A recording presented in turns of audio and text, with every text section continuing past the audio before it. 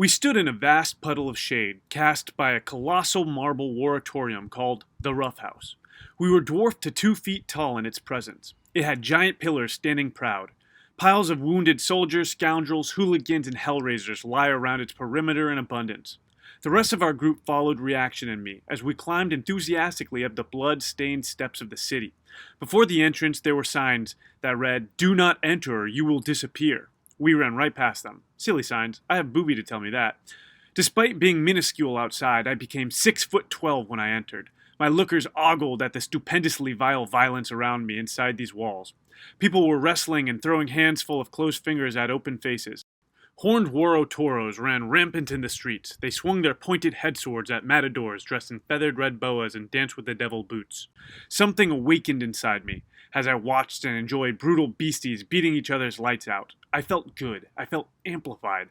The Rough House was divided into 2 districts. There was Put 'em Uptown and Knock 'em Downtown.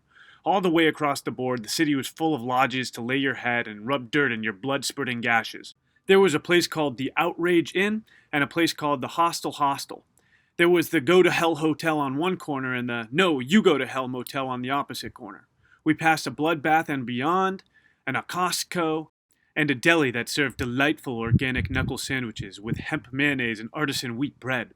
There were pubs and drinkeries where bruisers gulped down bubble fun and invited passing Viking women into their trousers. All they were really inviting, though, were Viking strikes to their windpipes. Women and men alike indulged in this spicy shrimps and grit cornucopia of chaos, conundrum, and confrontation. Flying kicks and fat lips were everywhere. The No Holds Bar was the drinkery where the most aggravated assaulters spent their hard-earned tokens.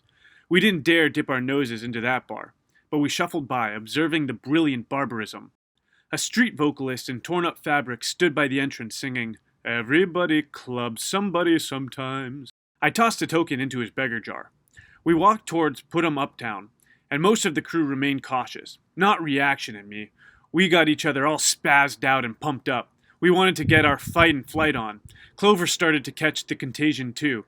She started getting all rowdy and pushing us. "Woo!" I shouted. "I want to punch and be punched!"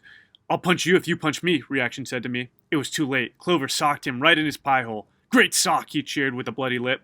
I then gave his forehead the old one too. He was ecstatic. He swung at me and he landed a holy cow kind of punch to my temple. I felt even more amplified than I previously wrote. "Idiots," Bunny said. She wasn't wrong, but we were happy.